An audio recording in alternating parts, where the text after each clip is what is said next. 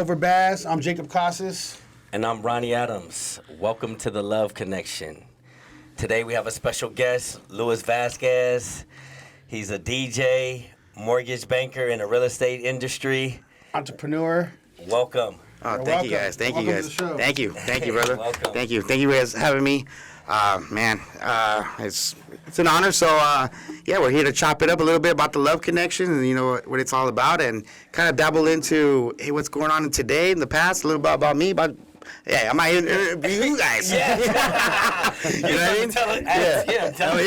Let's see how it's at. So how's over Baz? What we do is we like to go over a lot of the people that are in any field that they're in as a leader or entrepreneur, and we want to show the people how they got to the point that they're at, but not being just hidden in the background, or a person that's just kind of goes with the flow, a sheep, a Baz, that's what we call, right? Yeah. We want to see how you held in every industry that you've been in, how you held in the DJing industry, how you had as a mortgage banker. So we want to see how you actually put your best foot forward to become that, to become strong as a person in those industries. So I want to talk a little about your DJing career. How did you even get in that career? Yes, tell us your story. Well, it first started, first of all, I'm a third generation DJ. So it started as, there was my first cousin who was a DJ back in the 80s. He was mostly like a disco and old school. Then cousin number 2 came right after him. We passed down the torch to him, and he came in the early 90s. Back in the house music days, that's back when Rosarito started popping and all the cool clubs in LA and all that. And then from there, I think I came in around, I started in 8th grade, like in 1998. I started in 98, as a kid. Again, I grew up with just listening to the radio. Just listening to these mixes on the radio late at night while all the kids are outside playing with their video games. I was listening to the radio to these mixes. I'm like, wow, recording tapes, and then I'd watch other DJs, like my cousins. I'd watch other DJs at parties as a kid, just being that nosy little kid going, oh, that's pretty cool. Whenever you see a kid at the DJ booth, that was me, and then, then you had movies like Beat Street that came out that just cultivated and changed the game, like, the history of, like, hip-hop, with breakdancing and DJing and graffiti and being a rapper. And I was like, man, I thought that movie was great. So you're all into the whole hip-hop art form. The whole thing. Well, I was mostly a breakdancer first. I started breakdancing in elementary school. Again, the cousins were breakers and DJs. I kind of, I was like the off the family tree, the third generation. And so I was a breakdancer. Then I just had to get turntables, man. So around 8th grade is when I begged my grandma, and sure enough, she put them on layaway for me.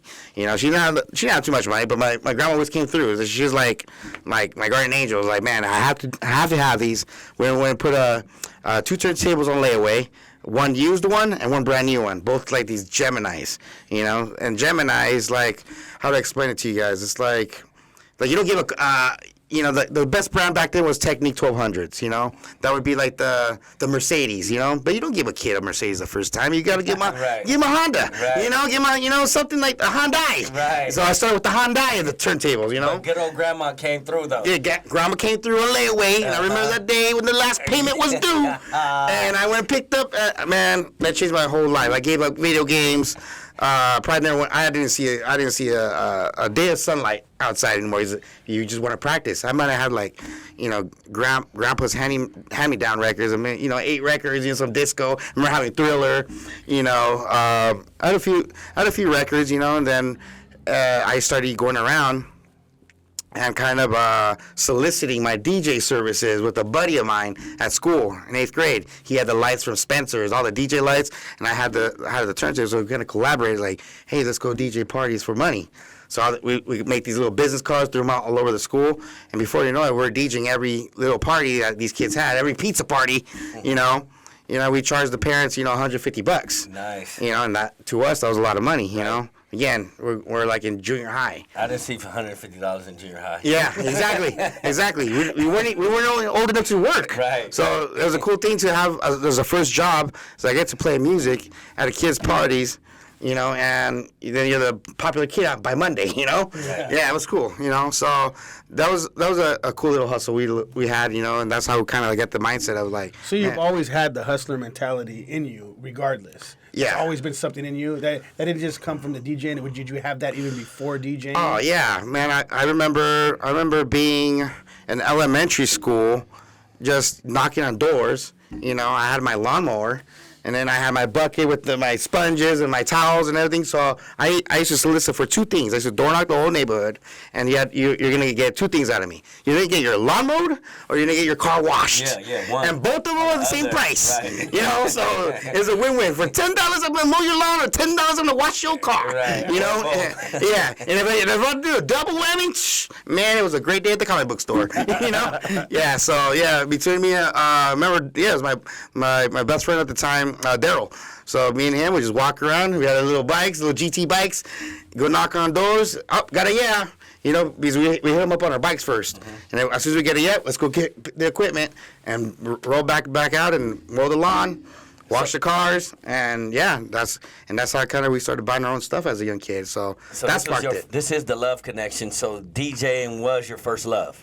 DJing was my first love, absolutely. Is that how you came up with the name? How did you come up with the name of Love Connection? Love Connection. Well, love is spelled L-U-V. My initials, Luis Vasquez. It kind of just, you shorten it up. It gives it a little love, and then I was always connecting people through networking, through love, through music, through laughs, through entertainment, and through culture, through whatever it was. I just always brought people together, and it was always a love connection through everybody, and kind of just. It really just started as my hashtag. Luis Vasquez connection. The Luis Vasquez connection.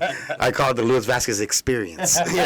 But that's pretty much how it started, and kind of just ran with it. Because I went by Luis Luv, so hey, you know what? Love Connection, Luis Luv, kind of worked out.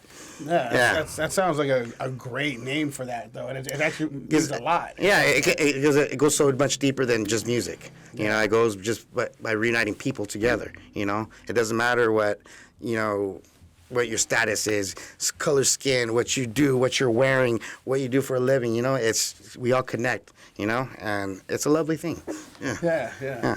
Well, what do you think made you different from other DJs? Like, what do you think that you brought to the table for the other DJs? My golf visor, my Hawaiian shirts. That's kidding.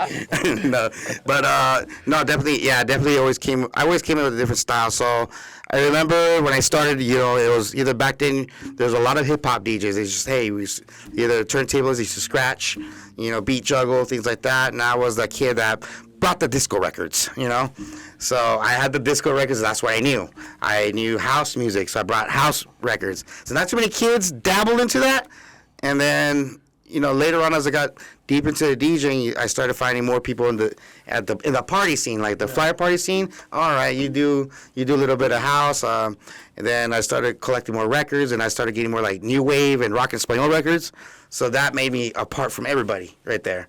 So I always try to play have the sound that was a little different than everybody else, because I don't want to be a cookie cutter. So you led a whole different way of doing DJing from doing that. Yeah, since I was a kid, I was different, just from the top. Yeah, just because again, if you're a hip hop or if you're a house, like, well, I'm gonna play new wave. I'm gonna play rock and Espanol. I'm gonna play, Right. I'm gonna play some crazy records that or your parents know, that you guys are about, but you don't have, because again, it was vinyl, and those are hard records to get back in the day.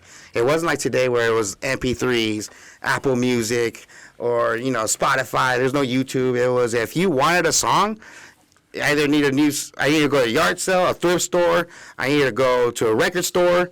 And there was a lot of record stores back then, but again, you had to travel for those records, and you had to dig for your records. So I could be, Amoeba Music. I could spend 8 hours there. I could go to DMC Records in San Bernardino. I was personally working at Empire Records in Fontana. That was actually my first actual job. Working for someone was Empire Records, a record store. And that was the same record store where my grandma put the turntables on layaway. Oh, wow. Yeah, so it was pretty cool. Shout out to DJ Sergio X, Empire Records. Yeah, man. So I started a lot from over there. And yeah, over there, I learned so much, being mentored, and how from the promotion side of things happen at clubs, the DJ side from the different music, to meeting the different DJs, the business side from actually, okay, well, there's not just clubs. You can actually DJ weddings, you DJ quinceañeras, corporate events, private house parties, and that's where the money's at. So it's not all those club DJs that you see. That's not where the money's at. The money's in the private. We're actually setting up in your own invested equipment to go set up, and you're spending your time with your invested equipment, and you're getting things that could get you a few grand a night. So if we got listeners listening that are inspiring DJs and would like to be DJs, yeah, all they know is basically the love of it right now. What would you tell them of how they would need to start from scratch? No pun intended. From scratch to see how they would get going on this. What would you say of how would they start something like this? Well, I definitely say learn your craft organically. Don't let technology do the work for you. Because the good DJs are the ones that could just do it by ear. The ones that are not using the sync button, the ones that are actually using, the ones that are actually using their headphones, doing it by ear manually. Those are the ones that I think come a long way. But again, technology has changed a lot over the years, so I'm not hating on it. So hey, you know what? If that technology is provided for you, then be the best at it. And stand out. Yeah, stand out though, but make it happen. But make it dope, because there's a lot of kids out there that I could tell you, hey, they're not using their headphones, but those guys know how to use those cue points. They know how to use a sampler. They know how to use those loops. Right. They can use those acapellas and with just technology. They might not be doing it by ear, but they know that again they're more technology savvy than compared to somebody's like, all right, we're gonna manually put this here with the headphones and do it by it's just different days. But I don't hate on it. So the whole grind is just be good at what you do. If you're passionate about it, go for it. Have fun with it though. At the end of the day, that's it. Yeah. And if you have fun with it and you love it, success will follow. Well, what about the business side of things for DJing? What would you tell them? How would they work the business side of things? Business side of things, well, it just depends on what kind of business you're going to get in. Like, if you're just planning just to DJ clubs, well, good luck with that, because that's going to take a while, You said the money's not in the clubs either. The money's not really in the clubs, and I'm not saying that there's no high-paying clubs. Like, when you're getting booked to travel, and you're getting on planes, you're probably going to get a nice hefty check for it. But again, there's only the top 2% of that. The rest, if you're just DJing a local club, don't expect too much out of that. Don't put all your eggs in one basket.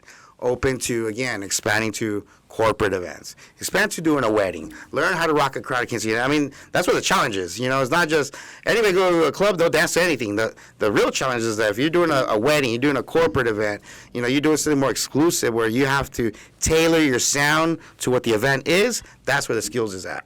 But then that's where your paycheck reflects too. So they got to learn to rock a crowd. Yeah. That's number one. Yeah, but when you're investing your own time to book a contract, to coordinate, to actually set up the night, and you're setting up the playlist and everything to rock that night, that's where the money is at the end of the day. Because again, you're gonna get paid a couple $100 at a club, at a private, and you're gonna make a couple grand. Yeah. Easy. But it depends on your hustle, like you said, and how consistent you are in getting out there. Yeah. To make a business out of it, you really have to put in the grind. Again, networking is key. You have to let people know you're a DJ.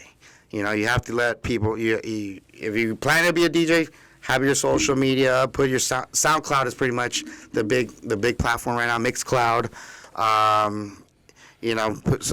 Back then we had demos on CD, we had demos on tapes. So if we want to be heard by a club promoter, we drop out that CD. Or unless we got co-signed by one of the homies that has already rocked with me already, then like, hey, man. Is that man. effective now, or how does that work now in this era? I think now it might be a little different, but again, I still see people sending their SoundClouds as demos. But you got to have a social media presence as well. That's basically because you can't just be like a bedroom DJ with no social media and just go, hey, I'm gonna go DJ a club. It's like, man, you don't even look like a DJ. Right. I didn't even know you're a DJ. So yeah, there's some marketing. Go get your professional photo shoot done. Go get a logo done. Create a great name. Brand it. Go get a sticker done. Come out with mixes with content. Go network with the other guys that kind of they're already in the scene. Those guys are gonna co-sign you, but you got to show up. It's not just it's It's not like you just get equipment, you start in your bedroom, and all of a sudden you'll be booked next week. It does happen, but, don't expect a big gig out of it. And just be consistent with that.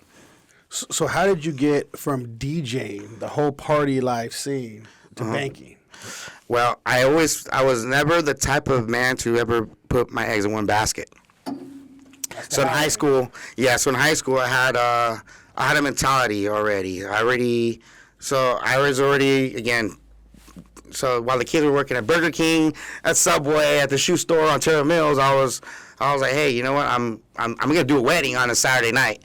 I'm gonna do clubs, and I'm gonna go work at the record store. So I kind of had like little multiple streams of just cash income coming in. Money motivated.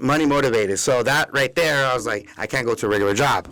At the same time, I saw how some of my mentors and wise men that are like already in the scene, they're like, don't just count on this. It's fun right now while you're young, but don't count on it. So I got the mentorship of just don't count on DJing.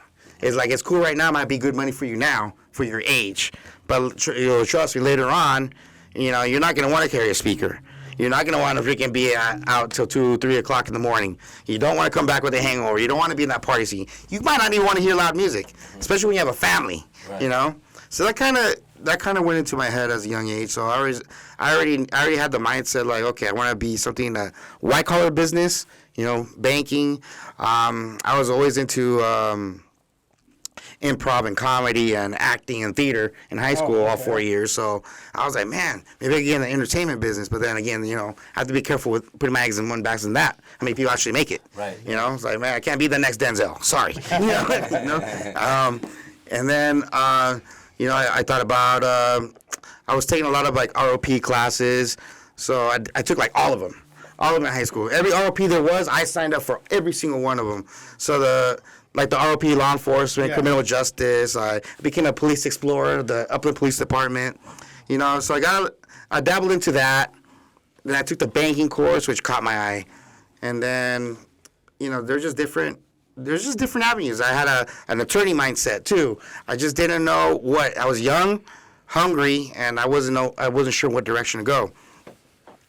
And then right after high school, I just dabbled into getting a teller job. And as a teller, a bank teller, what do? I cash checks. That was my entry-level job right after high school that I applied because I was like, I'm not going to go work. I remember quitting the record store, telling the owner, I just want to see how it's like to get a regular job. So I put all my RP certificates, I typed up my resume, I went in a suit, I applied, and I did a follow-up, got the job. So my first real job was Union Bank of California. Nice. Yeah. And then from there, my job was a teller, which was a great job. At that age. I was like maybe 19 years old. Again, still doing the Police Explorer, still DJing, I was still going to Chaffey College. I was just doing all kinds of things, and that was one of the main things. And I got to meet so many business owners. I got to see who's cashing what checks. So at that time, that was I want to say it was in the 2000s, right before the market crashed. Everybody was balling. Back in the subprime days, everybody was balling. Everybody had the nice car. Everybody had the nice houses. Everybody's coming with fat checks. Interest rate lows? I don't think interest rates were low. They were just high, but you didn't need a down payment. Oh, that's good. That was the thing. So everybody was making money off their equity. Right. Everybody was making money off of real estate. Everybody was making money of the loans. Whatever business, everybody was just booming.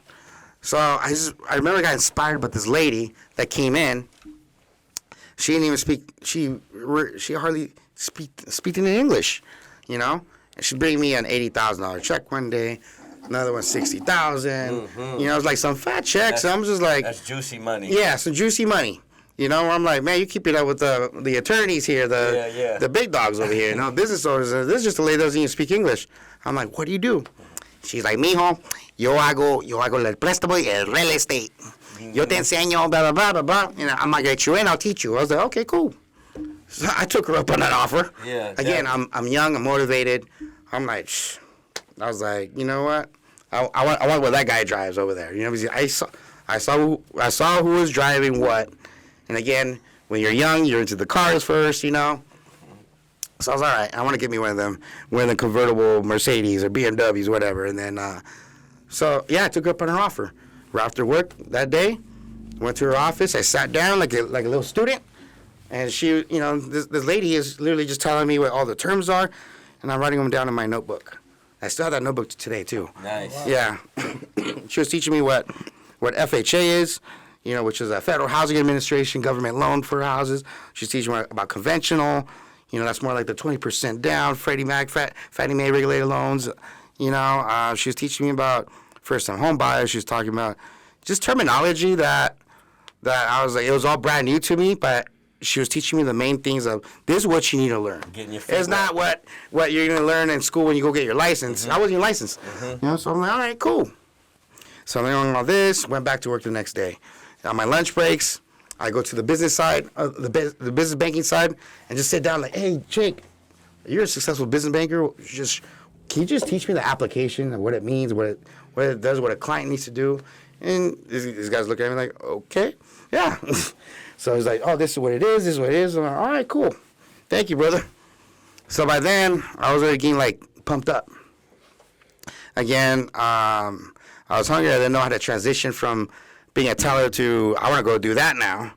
So I did what anybody would do. Get yourself fired so you get some unemployment.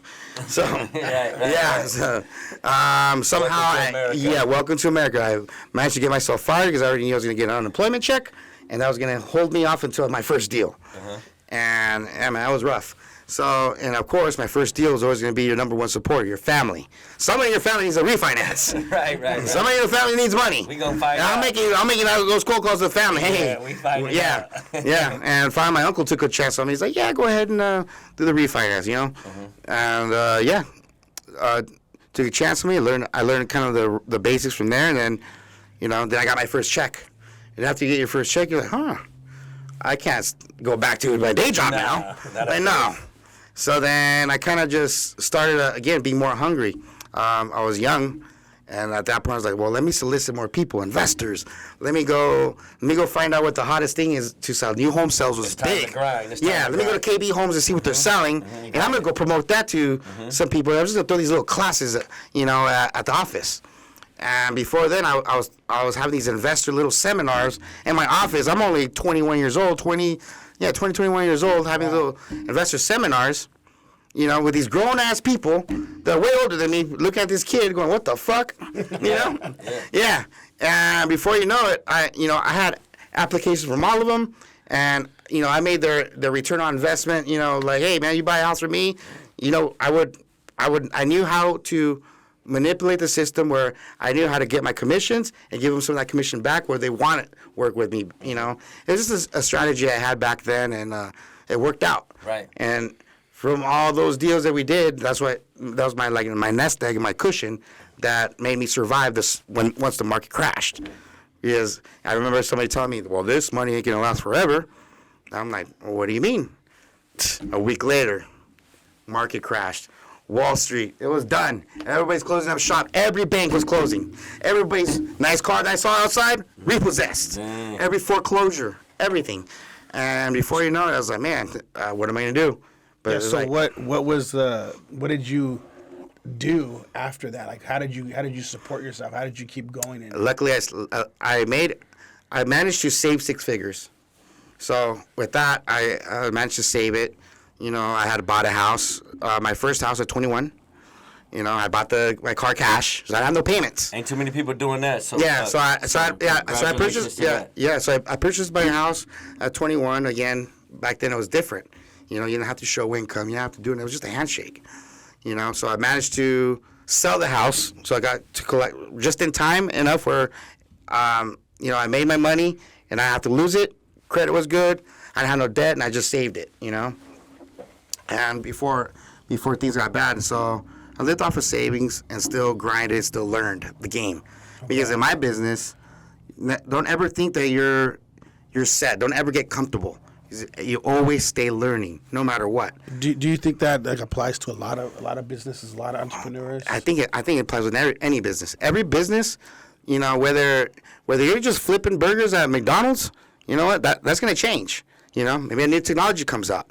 Maybe there's a new form. Maybe there's a new tool. Maybe there's a new way of managing. Things always evolve. So you got to evolve with the times. You have to evolve with times.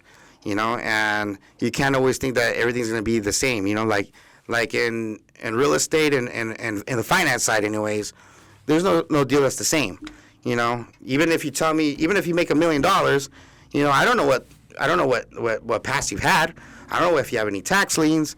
I don't know if you owe anybody money. I don't know if you have child support. Yeah, child support. I don't know if you even claim your $1 million on taxes on your papers. Because you could be a millionaire, doesn't mean that you're on it on paper. Yeah. Right. So everybody has their own different story. And again, if it's not the person, it's the house. Oh, the house needs repairs. The house didn't come in at value. There's just different things to always look at, and you have to tackle every obstacle through your experiences. And now it got to the point where it's like, you know what? I don't like to call it failures. I like to call them more like lessons learned. That's a good way Yeah. Always. Really Yeah. So never look at a failure as a failure. It's just, I fucked up. It's a lesson learned. Definitely, 100%. It's a lesson learned, and then from there, you learn to tackle all those lesson learns over time, where you're gonna find a solution from experience. But again, nothing's ever the same. Things keep evolving. You always keep learning. And that's what we were talking about. You always need to find a solution for a problem. Yeah. You don't just sit there and freak out. Yeah. And there could be a lot of solutions to the problem. Yeah. It's just that you got to find what's best works for you. Yeah. You gotta fine tune yourself and your mindset. Because me and you could have the same exact problem, but maybe I'm just chilling about it, and maybe you're freaking out. It's a mindset. Yeah. Now who's gonna be more calm and collective and actually get to the solution better? Probably I am. Because I'm gonna be calm and collective. I'm like, okay, that's fine. And I'm gonna tackle that problem head on. Yeah. And that problem could be anything in life. And again, it could apply to business. It could apply to a relationship, financially, spiritually, whatever it is. And not putting those things off. Yeah. Don't put it off. Don't put it off. Don't run from anything. Right. Just tackle it. You have to be real with yourself, though. Like, you can't bullshit yourself. You can't be looking in the mirror and go, That's why a lot of people fail, because they put things off. They put things off, and people are full of excuses. Definitely. Excuses. People will always find an excuse to say, I'll do it tomorrow. I'll do it next week.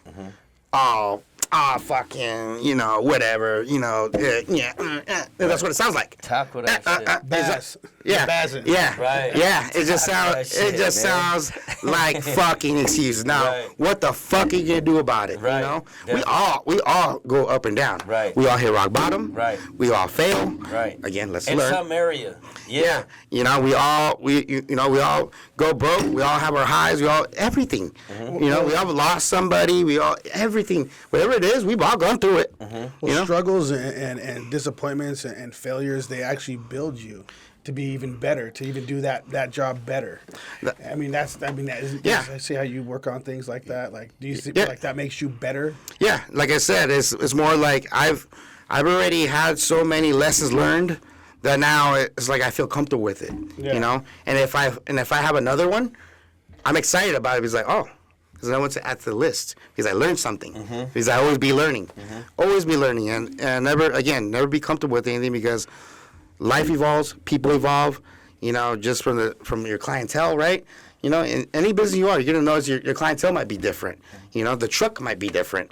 You always just have to learn from everything, tackle it, don't run from it, don't make excuses, and just get the fucking job done. Right. I'm sorry. I don't think you told us how long you've been in the real estate industry. So the mortgage industry. So I started in the banking.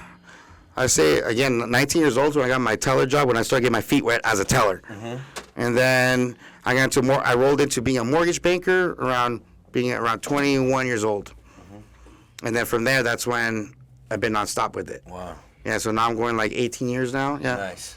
Yeah, so I got into it young, stayed with it, stayed dedicated, went through the ups and downs, went through times where I thought I was going to quit. I was going to throw in the towel, this ain't for me, but again, I just chose to just go with it. If you were to tell people how would they get involved in the banking industry? Like just kind of from scratch? Like how would they start off doing that? Getting into home finance. Well, you have just almost the same concept as real estate. You have to go get licensed. You have to go get your pre-education courses. But don't do it for the money. Do it because you want to. See, is it tough? Huh? I mean, how tough is it? I mean, is it? The business is not for everybody. Okay. But again, entrepreneurship is not for everybody. We need. Everybody has a role in life. It's either you have it or you don't. Everybody has the same opportunities. We all could do the same thing. You could never think that you're any better than anybody else. But at the same time, you have to want it. I can't train you. You can't train me to do what you do, and I can't train you to do what I do. You gotta have heart. Yeah. You have to have the heart for it. You have to want it.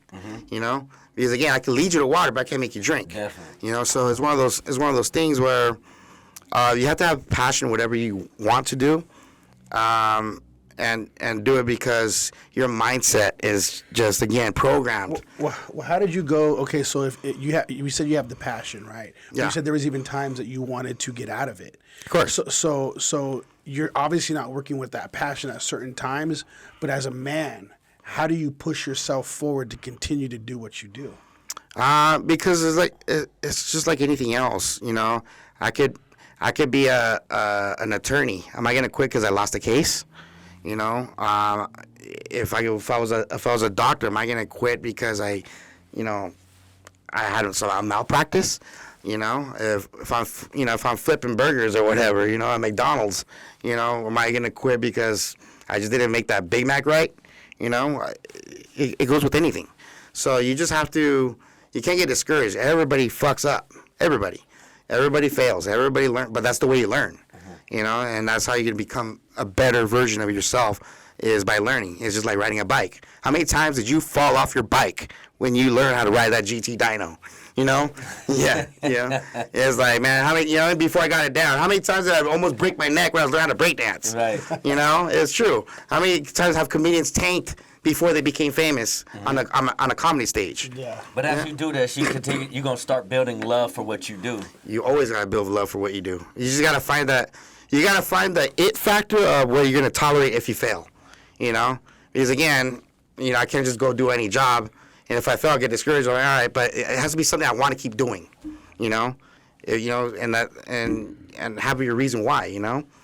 Just like having a family, you have your why. The money, but you have to. Yeah, you have to have the passion hard for it. Yeah, and then the success follows from there. So what would be the next step for the Love Connection for you, like as a whole, like even in banking, in DJing? What are you trying to do to move forward, or to maybe go in different avenues? What's your next step? Yeah, what's your next step? My next step? Well, you definitely want to become a leader in your community. So you want to keep inspiring. You want to keep helping families. I want to be I want to become an influence, and at the same time, just keep doing what I'm doing, because I do everything humbly. I don't think I'm better. I try to fly off the radar. I don't try to floss what I have or don't have. I don't try to be Mr. Big Shot. I don't try to have a big old social media presence, trying to brag. I try to stay off the radar, but at the same time, people who know me that, hey, this guy is legit. He's gonna help me. And the music thing. I'm going to open up avenues with, with the house music. We have a little DJ collective called Dirty Love, so we're going to play, we play a lot of great disco house, some nice dirty beats, and, we're going to do a lot of good house events. I'm going to try to tap into satellite radio. We're going to have some mixed shows coming, some more tour dates, some music festivals coming that I've lined up. So I'm excited for both avenues, so the launch of taking the mortgage business to another level. Whereas, hey, I'm going to expand it and, have a great team behind me. I have my team, the Luis Vasquez team, out there in Rancho Cucamonga with the American Financial Network. And, and then, again, on the music side of things, it's a hobby, Again, it's nothing I put all of my eggs on one basket. It's a hobby that I'm going to keep on taking with me for the rest of my life, with Dirty Love. I like the way you said that. You don't want to show off, but you just want to handle your business. I just handle my business, man. As a man. Yeah. Because you see a lot of people. You see a lot of people that talk a lot. They post a lot. But they don't know how to pull up. So it's like, hey, I don't want to tell you what my game plan is. Let me just pull up and I'm gonna show you. And I'm gonna show you. Yeah. So I want to show you, and I'd rather do it like that, humbly. Right. You know, whereas That's like kind of old school if you think about it, like the way we do things when we're older. You know what I Yeah. mean? So we're used to doing things face to face. Yeah. And a lot of people, they want to like post and do all this stuff. And that's funny that you say that because I was just talking about that at my team meeting today, where my niche services as a mortgage banker is not being the tech guy that I'm going to Zoom you and send you a link to take an application. No, I'm going to actually get in my car. I'm going to go to your house. I'm going to sit down with you, even if it's 8 o'clock at night on my time, because you have to work. And I'll make sure and respect your family time. And I'm going to sit down and I'm going to go over the proper steps, the paperwork, the buyer education. You know, go over all the disclosures, everything that you need to know on my time, and face to face on a personal level, where you're going to want to value my time, my services, and my trust is earned. And again, I'm earning your business, you know, compared to somebody who's like, I just emailed you a link, or go ahead and fill that out, and I'll get back to you in about 24 or 72 hours. No, Right. no, it's a personal business. Personal one-on-one. It's a personal one-on-one where you're not going to want to go nowhere else. Right. So why would you go nowhere else when I just took the time to? And I don't have anything to hide. That's what you're saying. Yeah, I have nothing to hide. You know me. You know me as a person. I'm not just a number now. Right. I'm not just I'm not just Rocket Mortgage, an app. You know, I'm not a call center. Definitely. You know, I'm actually meeting with you in service, bringing value through education, through again, through me just holding you by the hand and just doing the little things that a lot of people don't like to take the time to. You know, I'll make time for you on a weekend. You know, 7 days a week. People are afraid to work. People are literally afraid to work nowadays. It's crazy, Right. especially the I younger agree. generation. I agree. It's easy to honestly walk all over them, especially at our age, because we're used to doing that face-to-face stuff. We're Yeah. used to grinding. Yeah. And it's like a lot of the younger people, they're just not used to grinding. No, they're not used to Knocking on doors. For real. knocking on doors, wasting their gas, wasting their own time. Again, our business, it takes a lot of sacrifice. And getting in any business, and especially my business, is not going to happen overnight. Sometimes doesn't happen in the first year. So that's where a lot of people want to quit. The grind. Yeah, it's the grind. You know, a lot of people have that mentality. Well, I'm unemployed to the next deal. No, don't think that way. Think the next deal's coming. Right now. Yeah, Tomorrow. you have to do your affirmations. You have to think your money. Always think the next deal is coming. Always think the That's next a deal. good one. That's a good That's one. Always, That's yeah, a good one. So never gonna be, I'm unemployed to the next deal. No, it's the next deal's coming. You know, you just don't know when in the month, but it comes, and God always just provides it, man. You know, you ask for fish, you'll get fish. You know. That's what's up. Yeah. So I mean, you said God too. So where does God go in your life for you and your career and business? Oh, everything, and that was in my whole life. Being spiritual is now. Let me disclaimer: I am no Bible thumper. I'm not a guy that goes to church. I love to have a good time. Trust me, I am no angel. But the respect of God. By my respect, my spirituality, with my personal relationship with God, comes key just in my life in general. And yeah, because every time I get a lead, thank you for the lead. Every time I close a deal, yeah, when I go and deposit my check, you kiss a check, you say your prayer, you say thank you. Gratitude. Every morning, when you wake up into a nice bed, to a nice house, thank you for putting a roof over my head. Thank you for food on the table. Thank you for the clothes on my back. Thank you for the opportunity for me to help families. And I actually pray every morning for me to give me the power, the strength, and the knowledge to be able to help people and bring those people to me so I can help them. And putting that out there every morning, that's exactly what's happening. People get put in my path for my help, for my direction. And it's cool to be utilized that way because, you know, And see, I feel like that's a good way of looking at how you're doing your business, because you're going out there to service and help people, and like other people are going out there. A lot of people that do sales are trying to sell their business or sell what they're selling, what they're doing. They try to look at, they're just trying to make a sale. yeah. But you're going out there saying, this is what I can help you with. This is Yeah. my service to help you. Yeah, so I try to do it because I care. You know, again, the success, the money, your perks, your everything it just comes with the territory eventually. But you don't look at it that way, you know, because I look at like I just helped the family out. You know, I just educated this one person where everybody was turning him down because he didn't have the credit or the money because on paper he's a bum. I was like, okay, well let me help you. Let me tell you I'm going to take an hour of my time to sit down and educate you. I'm going to tell you what you need to do. You might have to get maybe 2 or 3 co-ballers. That's fine. Bring them. And I'll be right here. And I'm going to be right here waiting for you. But I made you your list. And guess what? You're going to think of me when you do that. And you're going to go home with that knowledge, that key knowledge that you didn't have before, because somebody else didn't want to take the time to do it for you because you told them that you had bad credit, because you told them you had no money, because maybe you told them you had no job. Right. You know? And that's fine. But some people just need that little education. You know, again, we all need to learn how to ride a bike. You know what I mean? And someone who cares. And someone who cares. Yeah, we need training wheels. You know? So we all need someone who cares and make it happen. And so doing those little things with that person, maybe that person might not even do it.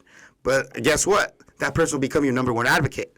And they'll refer you other people. Right. They're like, well, my rich uncle does. Right. I can't buy, but my rich uncle can. Right. You know, my cousin, my sister can. You know, Staying active everybody. is important. Yeah. Just staying So just doing those little things, dropping those seeds, goes a long way. Referrals. You know, a lot of business is done a lot through referrals. You know, so because again, there's a lot of people that have my job, a lot of people that have your job. But again, what's going to make you different is that you service that person, you know, differently than everybody else did, you know, and just taking the time, being passionate, Putting your heart into it. it comes, it's great. It's great. And it's the same thing. Like I always pray every morning, you know, let me make a difference in this world, one thing at a time. So whether I'm making you dance, or I'm making you laugh, or I'm helping you with the home loan, or I'm just giving you some advice as a friend, just having a beer with you, I want to make a difference whatever way I can, one step at a time. That's it, you know, and it becomes a beautiful thing. That's everything. Yeah. Yeah, that sounds like a great way to look at things when you're out there selling. You know, because you're really not just selling your service. No. You're educating people about what you do and how you do things. And I'm educating them, and I'm helping families out. Yes. Where they're like, again, you'll be surprised how many people have not been helped. You know, and just taking that small little effort. So what do you do when you get when you get frustrated in any of your business or any of the fields that you're working with? Like what is your Frustration? Frustration. What do you do with frustration? Oh, it's easy. Work harder. Work harder. Work harder. Yeah, that's it. So when you're frustrated or like, man, I'm having a bad day, well, I'm going to work hard and tackle this tomorrow. Good. You know, I'm going to figure this out. You know, pray about it. Work harder is good. Work harder. Just work harder. You can't give up on yourself. You can't give up on the people that depend on you. You know, I have a team. You know, if I just give up, then I'm giving up on them. If I give up on, and they can't see that. Yeah, they can't. You can't show that you're weak. You know, don't get me wrong. We all have a weak spot, but you can't show it. You always have to kind of always put a smile on your face. You know, and you always just have to just kind of just tackle everything with a positive attitude. Attitude is everything. It's a mindset. You know, it's a mindset. You know, and again, we all wake up sometimes the wrong side of the bed. We might not have the best day. You know, I got in a fight with a girl the next day, but you know, whatever it may be. Just life, whatever life happens. Yeah. You can't bring that to work. Yeah. You have to change it. You know, and a woman can actually dictate a lot of what you do in your life, on how you, from work to, I mean, health to anything. Oh yeah. So how do you deal with that in your career and your business? I mean, I don't know if you have. Are you? That's easy. I never got married. I learned from my mentors. Never got married. Never had kids. You gotta be prepared for something like that. Well, yeah, because again, in high school, I'm not gonna get married after high school. I wasn't that kid. Right. It was like I was instant fail. In your 20s, in my 20s, I was DJing. You know, I was DJing in the nightclubs, traveling as a DJ. I was doing radio. I was doing internet radio. I was doing mobile gigs. So that would have been a fail if I was married. You know, it just comes with the territory. Living my best life. You know, and then you're learning about yourself. You're learning about credit. You're learning about finances, about supporting yourself, about money. You know, and how you're just learning so much on top of living your best life. Right. That would have worked in your 20s. So, and then my 30s is the new 20s, and then you're making more money. Right. So, and then that's when you're starting to get the ball moving a little bit more, and and then you get wiser and older. So, yeah, don't get married until you're older. Yeah. Is that because of finances? Because a lot of things, maturity, being wise, financially. You know, I mean, what are you gonna do at 18? Why are you gonna have kids at 18? Right. At 20? At 21? For what? You're still building. You're still building. Yeah. You're still a kid yourself. Right. I still see kids now, 25, 30 years old, still living at home. It's crazy, you know. But and they have kids and shit, you know. Like, come on, A whole family. whole family. And like, nah, dude. So that doesn't really work out. So take your time, learn yourself, support yourself, Definitely. build your own kingdom. So when you have your queen, You can take care of that kingdom. take care of that kingdom, build an empire together. Take care of that queen. Yep, take care of that queen, but let that queen take care of you too. Yeah. Yeah. In other ways. Yeah. just be like-minded, you know? Yeah. Yeah. And being an entrepreneur and being able to be in that mindset of you're building businesses and building things. I mean, so how would you look at it for you as an individual? How would you go about getting that woman or coming to that woman to know that this is the one that I want to be with? How would you come up with that? As you, because I mean, you have to be a little bit more protective of yourself, being an entrepreneur, and Because even in your industry, there's You going can't to fly. think with your dick. Okay. You have to be smart about it. You have to think of somebody who's gonna, if I was to run for president tomorrow, who's gonna make me look good?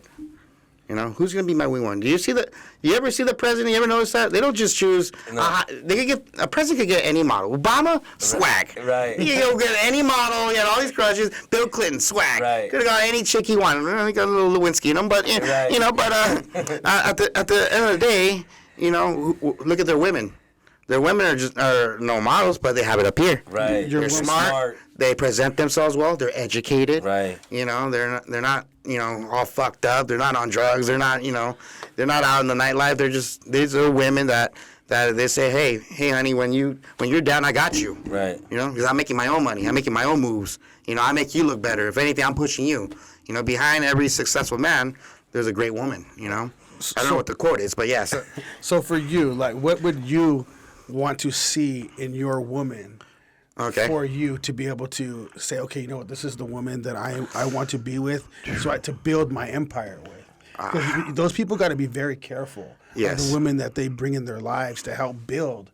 Yeah, you do. That, like we were talking You about do, earlier. because one girl will ruin your energy. Completely. Yeah, completely. I mean, your whole business can go down just because of your mindset. Yeah, you'll go into a depression. You know, nothing gets done. Nothing gets done.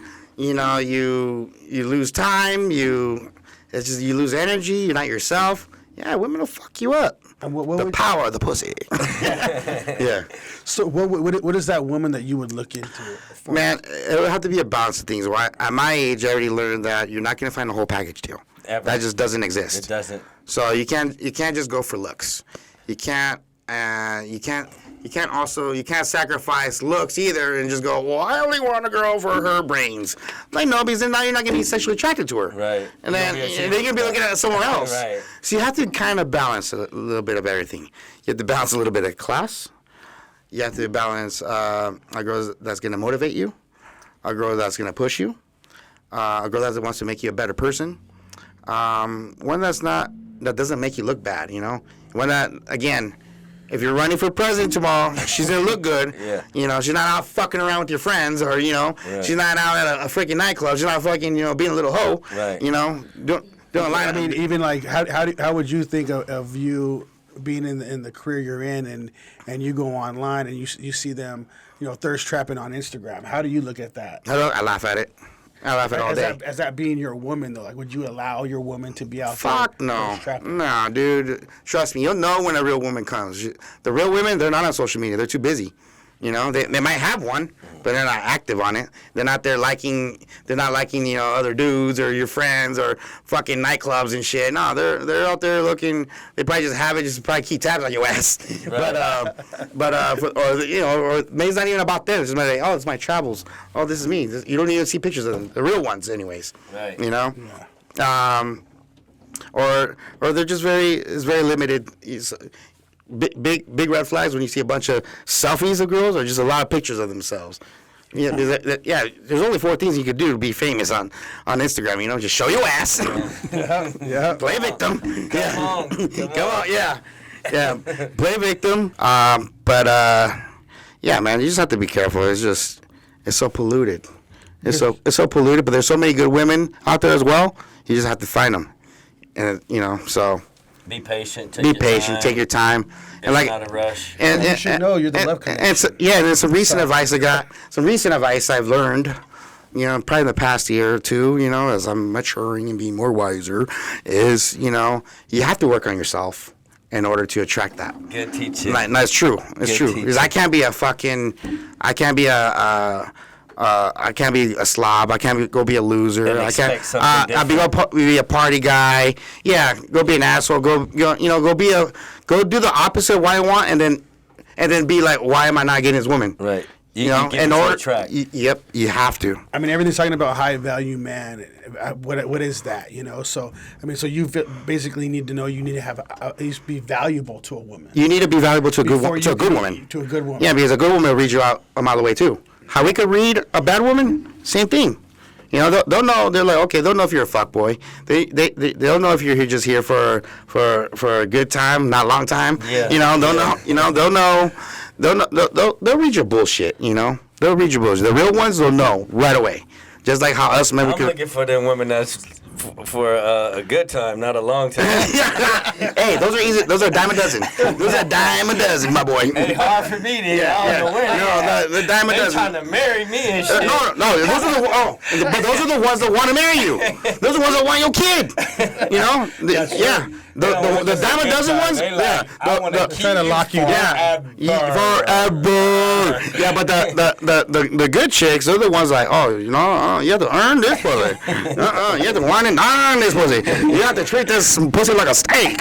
You need to marinate this pussy. Okay? You like a nice prime rib, like a filet mignon bone in. Yeah, Mastros. Okay? You have to earn that motherfucker. Okay, yeah, it ain't no, hey, what's up, let's get me drunk and Buffalo Wild Wings and let's go back home. No, those will make you wait. Right. Those will make you earn it. That's some class. You might have to go through 10, 15 dates before those are the keepers. Good ones. Those are good ones. Very rare, though. Very rare. Yeah, those are the ones that they have composure. Class. You could tell. They just speak a different language. Mm-hmm. They smell different too. It's like, that smells like good FICO score. Right. Yeah. So that's the cool part about it. All of them been through something, so most of them are patient too. Sometimes. Yeah, and some of them just like, I already been through so much bullshit. Like I could read you. Right. Yeah, but again, in time, everybody is destined to be with somebody. Mm-hmm. Our partner is out there. But again, work on yourself and that'll come. That's good. Yeah, because if you don't then you ain't ready. Don't chase them. Chase the money and let them chase you. That's true. You have to change yourself, So if you're out, with all the fuckery out there, then that's what you're going to get. So again, work on yourself. Bring your mindset. Be the best version of yourself. That's everything. So you could provide that to that special someone when God says, okay, here you go. Everything. You asked for it, here you go. Yeah, that's everything, ladies and gentlemen. Well, how's over Baz? We had the Love Connection in here, Luis Vasquez. We appreciate you coming out. Thank you guys for having me, man. It's been an honor. Hopefully we'll get another segment going on soon. You nailed it. Yeah, you already know, because we ain't done here. No, we got too much energy. We got to bring you on again. Yeah, brother. I'm with it, brother. I'm with it. Yeah. Well, that being said, how's over Baz? Thank you for coming out. We out. Thank you.